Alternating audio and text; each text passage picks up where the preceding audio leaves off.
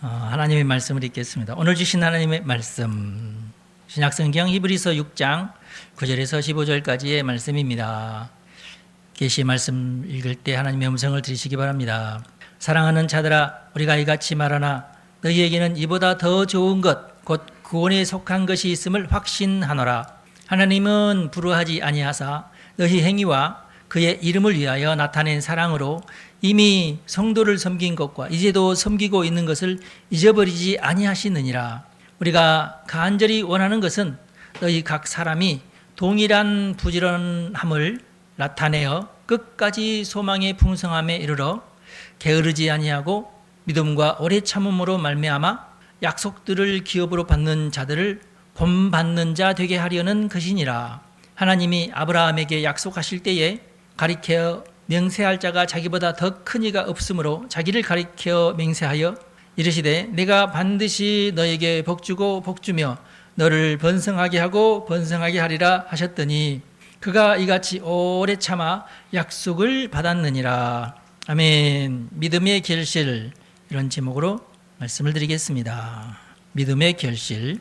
성경은 아브라함을 믿음의 조상이라고 증언하고 있는데요, 또 성경은 아브라함이 하나님을 믿었기 때문에 하나님께서 그것을 의로 여기셨다, 이렇게 증언하고 있어요. 믿었는데 그것이 의다. 한문으로는 이제 이신칭의다, 이렇게 표현을 하는데 많이 들어보셨죠? 이신칭의. 믿었는데 그것을 하나님께서 의로 여기셨다.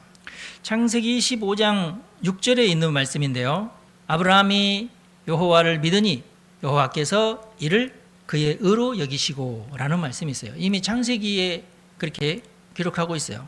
믿었더니 그게 하나님께서는 그래, 그러면 너는 의인이야, 이렇게 인정을 해 주셨다는 거예요. 그리고 또 성경은 믿음으로 말미암는 자는 믿음의 조상인 아브라함과 동일하게 복을 받는다, 이렇게 또 증언하고 있어요. 이것은 신약성경에 나와 있는 말씀인데요, 신약성경에 나와 있는 말씀, 갈라디아서 3장 9절에 있는 말씀, 그러므로 믿음으로 말미암는 자는 믿음이 있는 아브라함과 함께 복을 받느니라 그랬어요. 그러니까 아브라함뿐만 아니라 아브라함처럼 믿는 자는 아브라함과 동일하게 복을 받는다, 그런 뜻입니다. 성경에 이미 다 있는 말씀인데 제가 여러분들에게 읽어드렸습니다. 그런데 이제 성경에서 말하는 아브라함의 믿음이 뭐냐, 이걸 우리가 잘 깨달아야 돼요. 이게 헷갈리신 분들이 상당히 많아요. 그래서 이제 여기에 대해서 또 이제 반박하는 사람들도 있어요. 아니, 믿는 것과 의로운 것이 무슨 상관이 있느냐? 왜 믿는 것만으로도 의인이라고 얘기하느냐? 그래서 우리가 그걸 오늘 제가 여러분들에게 잘 설명을 해드리겠습니다. 우리가 하나님을 믿는다고 할 때의 그 믿음은 단순하게 내가 하나님의 존재를 인정하고 하나님은 좋으신 분이야 라고 신뢰한다는 것으로만 해석하면 곤란해요. 이신칭의라는 그 교리 자체가 개신교에서는 굉장히 핵심적이고 가장 중요한 교리이거든요. 믿는 것이 어떻게 의가 되느냐, 이게 그러니까 단순한 믿음은 아니에요. 하나님의 정체성을 잘 알고 믿는 것을 의미합니다. 하나님이 누구신가를 잘 알고 믿는 걸 의미해요. 예를 들어서 내 옆에 A라는 사람이 내 눈으로 봤어요. A라는 사람이 여기 있구나, 여기 있다는 것은 믿을 수 있어요. 그렇죠? 근데 내가 그 사람을 신뢰하는 것은 다른 차원이에요. 여러분 옆에 누군가가 있다고 해서 그 사람 무조건 믿어지나요? 있는 것은 믿는데 그 사람의 정체를 모르면은 내가 그 사람에게 신뢰를 할 수는 없죠. 그런 것과 약간 비슷한 겁니다. 존재 자체를 믿는 것도 물론 중요하겠지만 우리가 하나님을 믿는다고 할 때는 일종의 신념 체계를 말하는 겁니다. 신념 체계. 이 세상에는 수많은 종교가 있어요. 크게는 이제 4가지 종교라고들 하잖아요. 그런데 정확하게는 하나님을 믿을 것이냐, 하나님을 믿지 않을 것이냐, 2개로 나눠져요, 사실은. 이 말이 조금 어려울지 모르지만은 계시적 종교냐, 자생적 종교냐의 차이예요. 계시적 종교이든지 자생적 종교이든지 그래야 돼요. 계시적 종교는 하나님밖에 없어요. 하나님만 계시를 하시는 분이십니다. 자생적 종교는 뭐냐는 개인적인 영적 체험이에요. 개인적인 영적 체험은 다 하는데 그것을 좀 종교적으로 특화된 어떤 사람에 의해서 그것을 발전시키는 사람이 있어요. 그렇게 해서 창시자가 되기도 하고, 창시자까지는 아닌데더라도 그냥 동네 무당을 하고 이런 사람들도 있고, 그러니까 그런 종류의 자생적인 어떤 자기 신념은 이 세상에 헤아릴 수 없이 많아요. 작게는 우리나라에도 수두라가 있는 무당집들이 다 그런 경우예요. 다 자기 나름대로 자기가 믿는 신이 있어요. 그걸 우리는 자생적이다. 종교라고 하기보다는 그냥 자기만의 신앙이니까. 물론 이제 그 중에 뛰어난 사람은 자신만의 어떤 신념을 만들어내기도 해요. 어떤 율법을 만들어내기도 하고.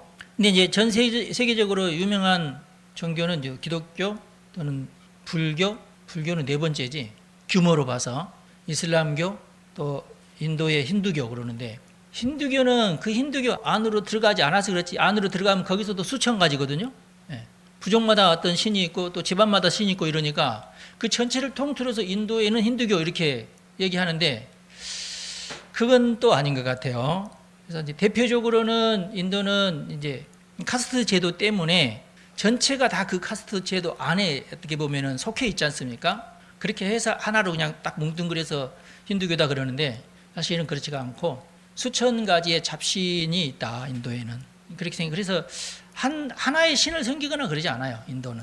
불교는 사실 힌두교 입장에서 본다면은 이단이거든요. 힌두교 이단이 불교니까. 그래서 불교가 이제 힌두교에서는 이제 쫓겨나기도 하고 그러잖아요. 근데 사실 불교는 신이 없습니다. 창시자 붓다도 자기 자신을 신으로 여기지 말아달라고 하고 죽었어요.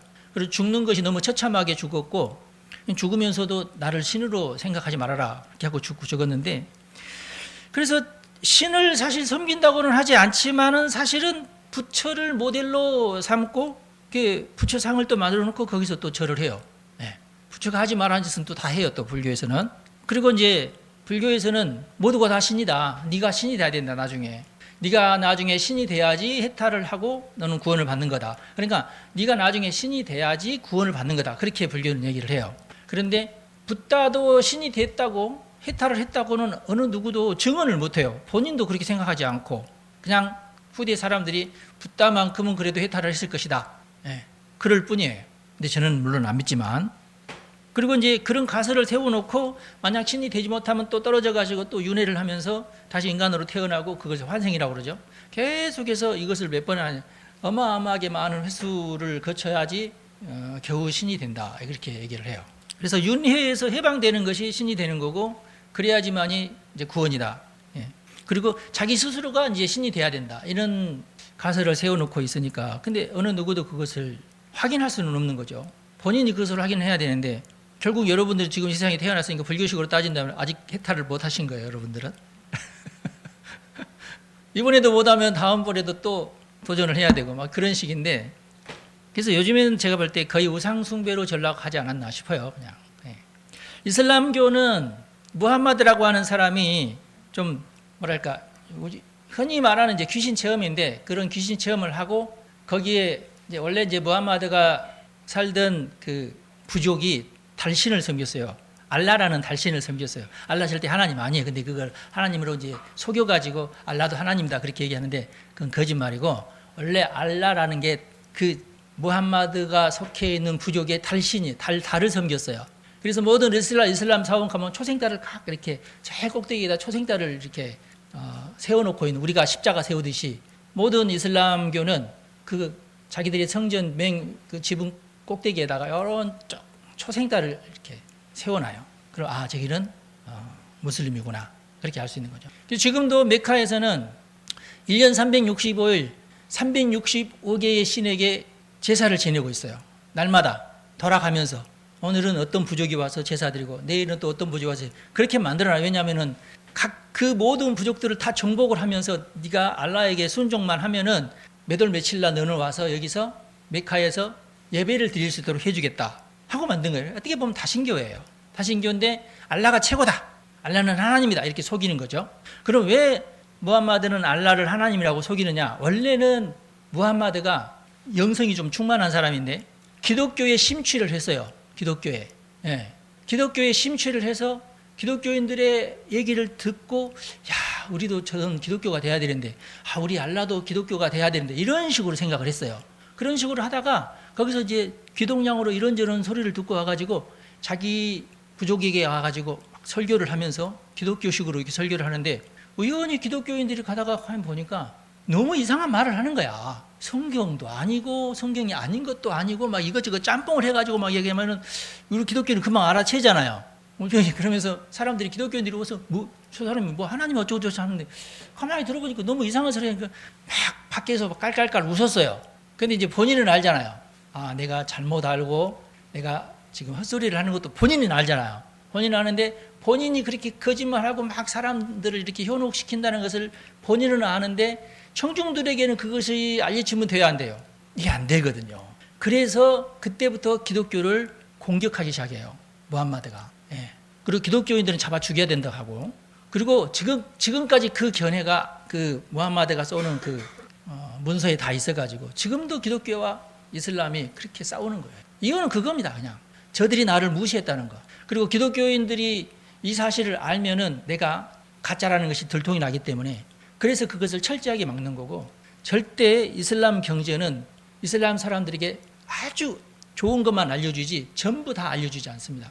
우리나라 말로 번역된 코란도 전부 좀 뭐랄까 좋은 말로만 바꿔서 번역을 해놨어요. 일부러.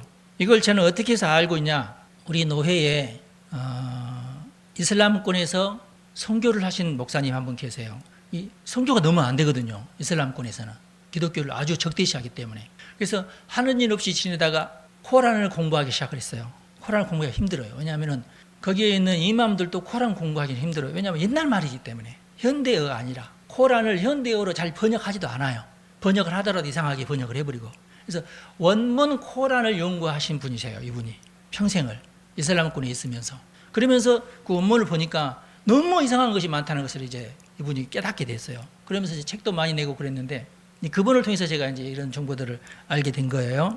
하여튼 이 무함마드가 왜 그러면은 그 전 아랍권을 석권을 하게 됐냐면은 이 종교적인 그런 활동 때문에 사실은 이제 핍박을 받으면서 도망을 갔는데 자기를 추종하는 사람들을 막 모아가지고 전쟁을 벌였어요. 어떤 식의 전쟁이냐면은 아말렉식 전쟁입니다. 아말렉식 전쟁이 뭐냐면은 무조건 나보다도 약한 자를 공격하는 거예요. 그렇게 하고 칼을 들이대요. 너 살래 죽을래? 네가 살고 싶으면은 알라를 믿으면 내가 살려주고, 알라를 안 믿는다 그러면 여기서는 다 죽이겠다. 남자들은 다 죽이겠다 그래요. 그리고 나머지는 애들하고 이제 여자들은 이제 탈취물이 되는 거죠. 그러면은 이미 나는 죽을 목숨인데 뭐라고 해요? 아유 살려주세요. 내가 알라를 믿겠습니다. 그러죠? 그러면 좋아. 그럼 너도 우리 편 하면서 이제 수가 좀 더 늘어나요. 그러면은 그 조금 더 늘어나는 이 부족 숫자를 가지고 또 다른 부족을 찾아가 가지고 또 공격해 가지고 일단 무조건 자기들이 이길 만한 부족들을 다 잡아삼켜요. 그러면은 이 무함마드의 군대는 점점점 늘어나겠죠. 그럼 어떻게 돼요? 점점 늘어나고 우리는 알라를 위해서 전쟁을 해야 된다 이렇게 돼요. 예. 그렇게 하면서 막 몰고 다녀요. 그렇게 해서 전 아랍권을 다 석권을 합니다. 그게 무함마드의 전술이에요. 그러니까 약간 굉장히 조금 이상하죠. 아말렉 전술입니다.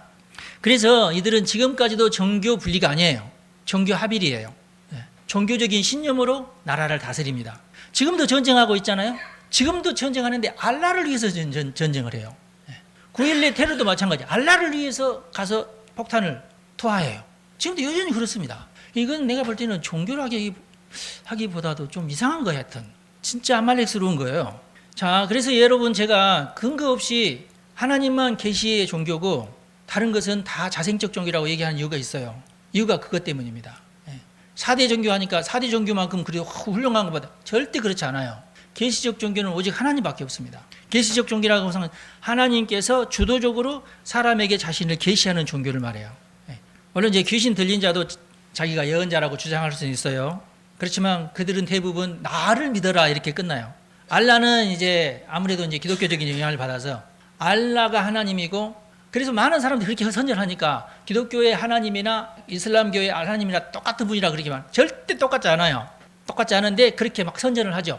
그래서 결국은 하나님을 믿을 건지 자기 자신을 믿을 것인지로 사실은 나눠지는 거예요. 종교적인 현상이라고 하는 것은 자기를 믿는다. 자기에게 있는 귀신의 어떤 그 계시를 믿는 것, 또는 자기의 능력을 믿는 것, 또는 자기의 배경이나 나의 소유나 이런 걸 믿는 것.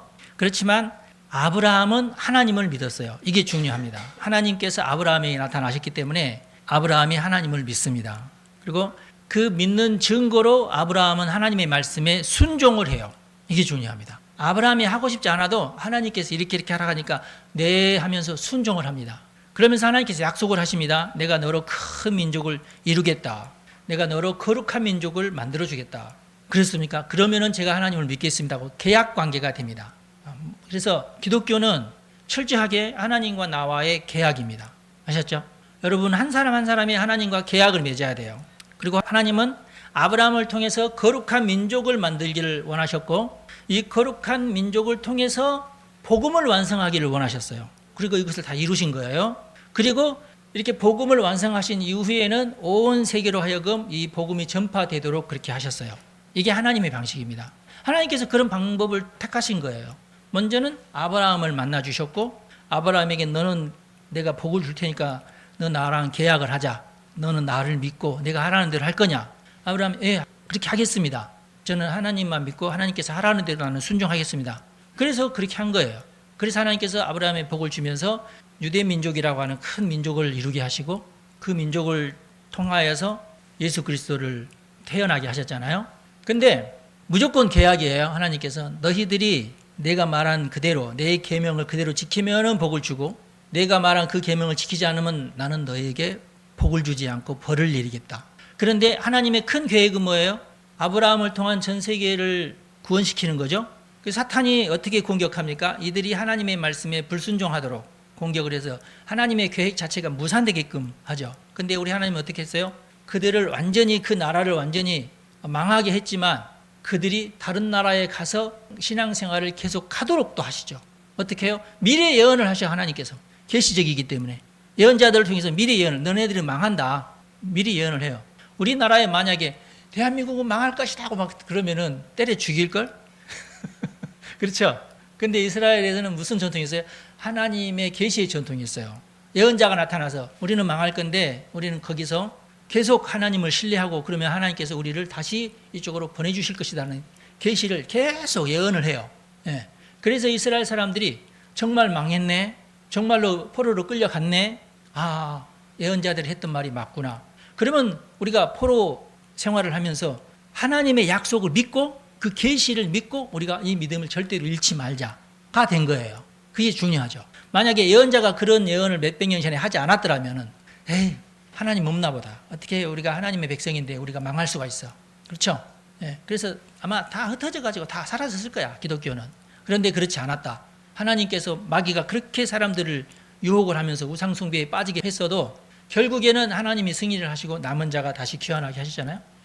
그래서 하나님을 믿는다는 것이 무언지 우리가 구체적으로 잘 깨닫고 있어야 됩니다. 하나님을 믿는 것은 자기 자신을 믿는 것과 정반대예요.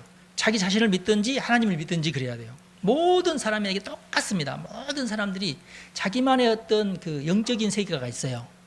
자기가 믿는 귀신이 있고 무당이 아니다 할지라도 자기가 믿는 뭔가 자기 꿈속에서 나타나는 뭐다 할지 자기 가정의 뭐 어떤 기운이랄지 그런 것을 다 믿게 돼 있어요. 우리나라는 조상을 주로 또 믿잖아요. 그런 식으로 조상을 믿는다는 게 결국은 자기 자신을 믿는 거, 나의 아버지, 나의 아버지, 나의 아버지를 믿는다는 것이니까. 그래서 그런데 이 자기 자신을 믿는 것은 결국은 또 우상 숭배에 빠지게 돼 있어요. 왜냐하면은 자기 자신을 믿어야 되는데 세상에 나와 보면은 나보다 뛰어난 사람 너무 많거든. 너무나 많은 우연이 있고 여러 가지 많은 조건들이 있으니까 내가 이 세상에서 살아가려면 어떻게 할까 고민하다가 결국에는 우상에 빠져요. 예. 왜 옆에서 야 여기에서 이렇게 하면 복 받는데 그러면은 괜히 한번 해보고 싶어. 야 남산에 가서 열쇠에다가 네 이름 새기고 내 이름 새기고 그렇게 하면은 우리가 안 헤어진대. 괜히 한번 나도 해보고 싶어. 다 그래요. 사람들이 다 그래요. 예. 그 모든 것이 어떤 기복행위가 다 똑같습니다. 뭔가 나 혼자만 어떻게 잘나가지고는 안 되겠구나 하는 것이 사람에게는 있어요. 예. 그래서 이 우상에 가서 한번 빌어봐. 그런데 빈대로 이루어질 수도 있고 이루어지지 않을 수도 있잖아요. 무조건 안 이루어진다면은 또 안 그럴 텐데 어떤 것은 이루어져. 그러다 보니까 또 가서 막 또 빌어. 예. 우리나라 사람들은 모르겠는데 중국 사람들은 어디 가서 도박하더라도 막 가서 일단 가서 빌고 또 이번에 많이 따게 해달라고 빌고 또 도박하러 간다면서요. 그래도 우리나라 사람들은 그 정도는 아니지 않나? 나쁜 짓 하러 가면서 잘하게 해달라고 비나? 그런 사람들이 또 있을지 모르겠죠. 그래서 하여튼 믿져야 번져야 싶어가지고 가서 빈다고요. 그러다가 이 우상 가지고는 안 되겠는데 뭐가 더 나을 것 같다 하면서 또 다른 우상 또 찾아가고, 그러다가 또 전에 내가 섬겼던 우상이 기분 나빠할까 봐서 가서 또 빌고, 여기 가서 또 이렇게 빌고, 거기에 또 빠져들어가는 거예요. 이스라엘 사람들이 그렇게 하다가 망한 거예요. 예. 결국은 하나님을 섬기느냐 우상을 섬기느냐, 우상을 섬기는 것은 자기를 섬기는 것과 동전의 양면이에요. 나를 섬기는 것이 곧 우상을 섬기는 거예요. 그냥 내 뜻대로 하고 싶은 것이 우상 숭배거든요. 예. 내가 받고 싶은 복을 내가 달라니까 하고 가서 비는 것이 우상 숭배니까, 결국은 내가 하나님 뜻대로 하지 않고 내 뜻대로 내가 하고 싶은 대로 하고 싶어, 그게 자기 섬기는 거고 우상을 섬기는 거예요. 그러니까 이 세상의 신앙은 두 가지다. 하나님을 섬기든지 우상을 섬기든지. 우상을 섬기는 것은 자기의 욕심을 섬기는 것과 똑같다, 그렇게 생각하시면 된다. 그러나 여러분, 사람의 생사화복에 관여하시는 분은 하나님밖에 안 계십니다. 세상에. 왜 우상이에요? 어리석은 형상이라 해서 우상 아닙니까? 그 우상은 우리에게 복을 주거나 그러지 않아요. 하나님은 온 우주와 모든 생물의 주인이십니다. 그리고 성경에서 인정하는 믿음은 딱 한 가지예요. 하나님만 믿는 거예요. 여러분, 하나님만 믿으셔야 됩니다. 그런데 이 믿음이 어떤 의미가 있는지, 아브라함의 믿음에는 어떤 의미가 있습니까? 첫째는 하나님은 전능하신 분임을 믿는 거예요. 하나님은 천지를 창조하신 분이라는 것도 다 알고 있었고, 온 세상의 주인이시고 생사화복의 주인이라는 것도 알고 있었어요. 그 지역에 있는 아브라함뿐만 아니라 많은 사람들이.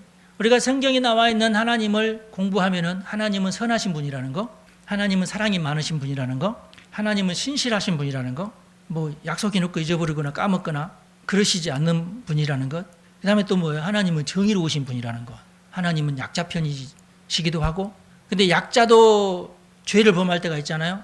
그러면은 죄를 범한 사람의 편은 또 들어주지 않는 분이시라는 거, 정의로우신 분이시니까. 그래서 선악간의 심판을 하시는 분, 그래서 자기가 선택한 아브라함의 민족이라고 할지라도 이렇게 놔뒀다가는 우상숭배에 다 빠져서 안 된다 했을 때는 그 나라를 망하게 하시고 포로로 끌려가게끔도 하시는 분이시라는 거. 네. 그렇지만은 역시 제일 중요한 것은 뭐냐? 하나님 구원의 하나님이시라는 거. 이걸 믿는 거거든요. 이걸. 그리고 우리에게 명령을 하시는 분, 계명을 주시는 분, 계명대로 지키면서 살라고 요구하시는 분이거든요. 경건한 삶을 요구하신다 그 말이에요. 네. 그래서 우리가 단순히 하나님을 내가 믿으면 내가 복받아 이렇게만 생각해서는 안 돼요. 우리가 하나님을 믿는다는 것은 그 말씀에 순종한다는 것을 의미하기도 하고, 네. 하나님이 어떤 분이시고 나하고는 어떤 관계이시고 어떤 계약을 맺었다는 것을 우리가 알아야 돼요.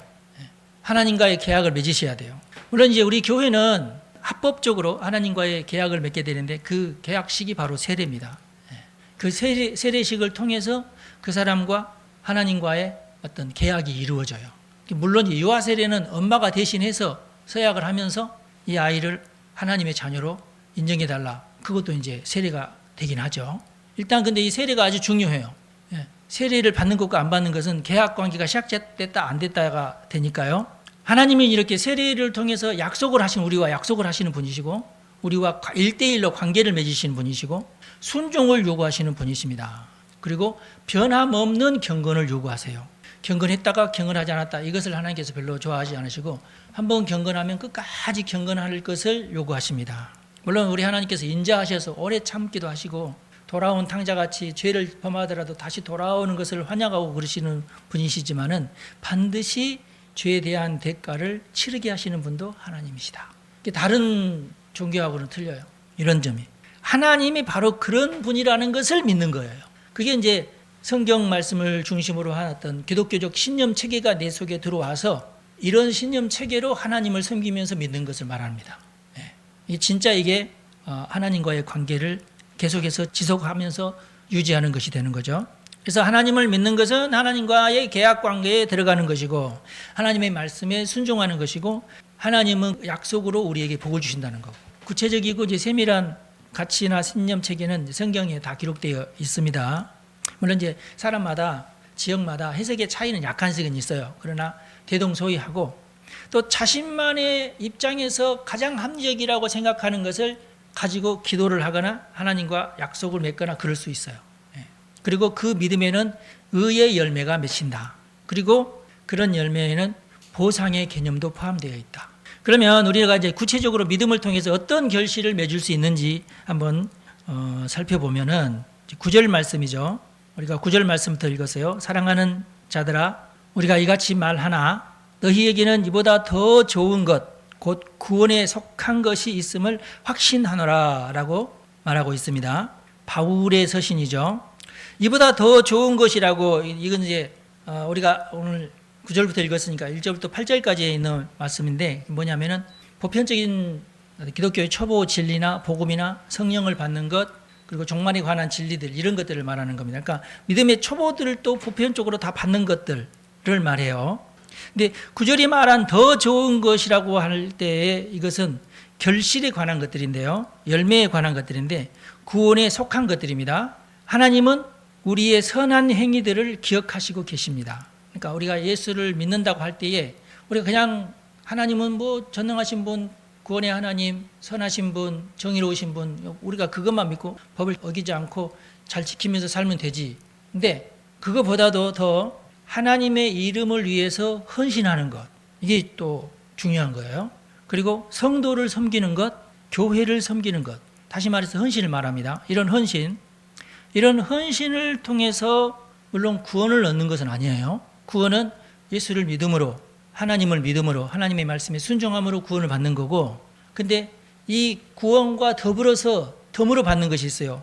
그게 이제 상급과 관련된 것이고, 이게 각자마다 또 틀려요. 어떻게 내가 하나님에게 헌신했느냐에 따라서 달라지는 겁니다. 헌신에는 아무런 상급도 없는 것이 아니에요. 헌신에 상급이 있는 거예요. 헌신한 만큼 하나님께서 상을 주시는 겁니다. 물론 이제 구원 얻기 위한 것은 예수님이 다 하셨어요. 그래서 우리가 구원을 얻기 위해서는 믿기만 하면 돼요. 예수를 믿기만 하면 우리가 구원은 자동적으로 받아요. 그런데 복을 받는 것은 또 다른 거예요. 구원만 받을래요? 복도 받으실래요? 나는 구원으로 충분합니다. 그럼 더 이상 제가 할 말이 없고, 구원보다 더 큰 복은 사실 없어요. 구원이 비교될 만한 복은 사실 없죠.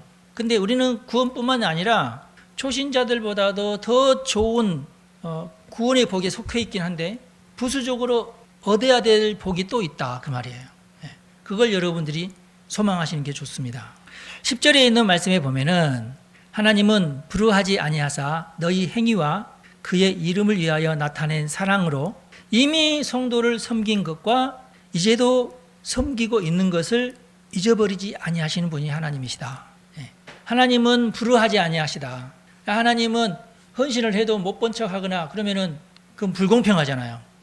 교회라는 게 예수 믿고 구원받는 것으로 모든 것이 끝나는 그런 것이 아니라 뭔가 나도 하나님에게 헌신을 하고 뭔가 나도 수고를 하고 희생을 하고 그런 것이 필요하잖아요. 그러면 내가 주를 위해서 희생을 하고 교회를 위해서 섬기고 그랬는데 아무런 보상도 못 받으면 그건 불의한 거잖아요. 불공평한 거죠. 근데 하나님은 그렇게 불의하시지 않다. 정의로우시다. 하나님만큼 계산이 똑바르신 분은 세상에 없어요. 너희 행위, 그의 이름, 하나님의 이름을 위하여 나타낸 사랑, 하나님을 위해서 내가 베푼 사랑을 말하는 겁니다. 그리고 성도를 섬긴 것들, 교회를 섬긴 것들, 이것들을 하나님께서 잊어버리시는 분이 아니다, 그런 뜻이에요. 하나님은 이것도 다 기억하고 계신다. 얼마나 많이 했는지. 그리고 사도 바울은 또 뭐라고 또 권면하고 있냐면, 우리가 간절히 원하는 것은, 여기에서 말하는 우리는 사도 바울과 같은 사도들을 말하기도 하고, 사도 바울의 동료, 사도 바울을 돕는 여러 돕는 자들 있잖아요. 그런 사람들이 간절히 원하고 기도하는 것이 뭐냐? 너희 각 사람이 동일한 부지런함을 나타내어 끝까지 소망의 풍성함에 이르기를 원한다. 하나님께서 너희들에게 갚아주실 것을 소망하라는 뜻이에요. 소망을 하는데 그 소망이 너무 풍성한 거예요. 하나님께서 우리에게 주시는 복이 너무 풍성하다는 거예요.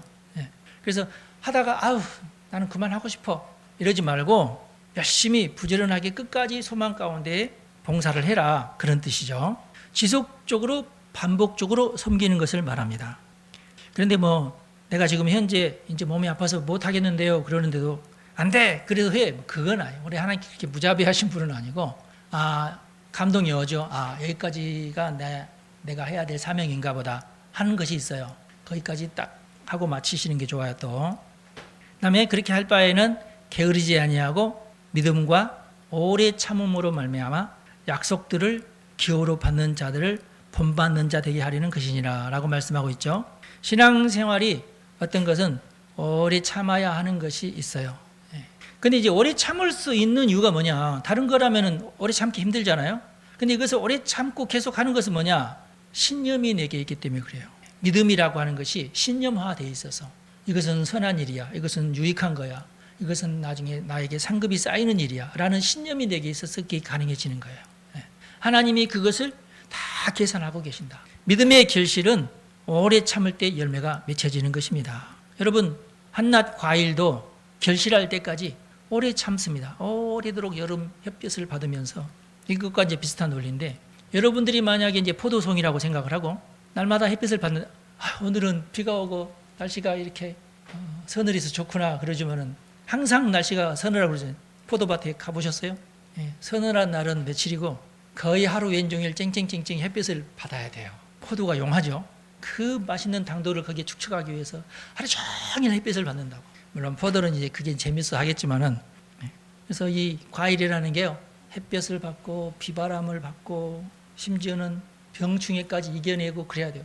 열매를 맺히려면 쉽지 않아요. 그런데 우리 하나님도 절대 쉬지 않아요. 우리가 훌륭한 열매를 맺을 수 있도록 가지도 쳐주고 벌레도 잡아주고 잘 돌본다. 농부가 과일이 잘 익도록 돌보듯이 하나님께서 우리가 열심히 봉사하고 헌신하고 잘 할 수 있도록 우리를 돌봐 주신다는 거예요. 우리를 열매가 잘 익을 수 있도록 하나님께서 농부가 되어서 우리의 인내를 도와주시는 분이 하나님이시다. 그리고 이제 14절에 보면은 뭐라고 기록하고 있습니까? 이르시되 내가 반드시 너에게 복주고 복주며 너를 번성하게 하고 번성하게 하리라 하셨더니, 반복했어요. 반복법, 강조법이죠. 내가 너에게 복주고 번성하게 하겠다 이렇게 간단하게 얘기하지 않고 복주고 복주며 강조하셨어요. 복을 2배나 준다는 뜻인지 하여튼 반드시 내가 너에게 복을 주리라. 하나님의 약속. 이게 하나님께서 우리와 계약을 맺으실 때 그렇게 하신다. 내가 너에게 반드시 복을 주겠다. 정말 너에게 복을 주겠다. 아브라함도 그가 이같이 오래 참아 약속을 받았느니라 그랬어요. 하나님과의 약속에 대한 어떤 결실을 받았다 그런 뜻이죠. 아브라함은 당대에도 복을 받았지만 그 후손들이 더 큰 복을 받았어요. 아브라함도 맨 처음에는 많이 고생했어요. 위험에 빠지기도 했고 무서워서 덜덜 떨기도 했고 막 흉년이 돼가지고 애굽으로 내려갈까도 생각을 하고 막 고민하고 그럴 때 하나님께서 아브라함아 애굽으로 내려가지 말고 계속 이 땅에 거하여라. 그러면 내가 복을 주겠다. 알겠습니다. 내가 그렇게 하겠습니다. 조금 위험한 일이 있어도 꼭 참고 약속을 잘 지켰어요. 그리고 그 결과로 아브라함이 거부가 되죠. 당대에도 복을 받아요. 근데 당대에 받은 복보다도 그 자녀들이 받는 복이 더 컸어요. 그리고 그 손자 야곱이 받는 복은 더 컸어요. 근데 그 손자보다도 그럼 증손자가 되나? 4대 손 요셉이 받는 복은 더 컸어요. 그러면서 애굽에서 어마어마한 민족을 이루죠. 그러니까 이건 뭐 이루 헤아릴 수 없는 복을 받은 거예요. 아브라함이. 이게 믿음의 결실이고 하나님께서 계획하신 믿음의 여정입니다. 우리 모두 여기에 참여하셔야 됩니다. 나는 아브라함도 아니고. 근데 아브라함 때보다 지금 훨씬 좋아요. 복받기 좋아요. 그렇지 않나요? 여러분, 아브라함이 받는 복을 사모하시고 나는 구원만 받을 것이 아니라 하나님께서 주신 놀라운 복도 내가 받아야 되겠다. 이렇게 작정을 하시고 내가 어떻게 헌신해야 될지, 내가 어떻게 하나님께 영광을 돌려야 될지 나름대로 결단하시기를 간절히 바랍니다. 기도하겠습니다. 하나님 감사합니다. 우리를 사랑하시고 아브라함을 택하셨듯이 우리를 택해 주시고 우리에게 구원뿐만 아니라 구원과 더불어 복을 약속해 주셨으니 참으로 감사합니다. 우리도 아브라함의 믿음을 본받아 하나님의 구원에 동참하기 원합니다. 하나님이 주시는 복에 동참하기를 원합니다. 이미 우리 주변에는 이 복에 먼저 동참해서 복받은 사람들이 많고 우리나라가 참으로 암울할 때에 복음을 받아들여 이제는 선진국 대열에 끼게 되었으니 참으로 감사합니다. 그러나 여전히 믿음을 우상숭배하듯 하는 자들도 있으니 우리를 깨우쳐 주시고 한국교회가 진정한 아브라함의 믿음을 본받게 하여 주옵소서. 오늘 우리에게 주신 말씀처럼 교회를 섬기고 성도를 섬기고 동일한 부지런함으로 끝까지 오래 참음으로 이 약속들을 기업으로 받는 자들이 다 되게 하옵소서. 아버지여, 우리 성도 한 사람 한 사람 만나주시고 형편과 사정을 잘 헤아려 주시고 가장 좋은 것으로 가장 필요한 복으로 갚아 주옵소서. 우리 주 예수님의 이름으로 기도합니다. 아멘. 여러분 축복합니다.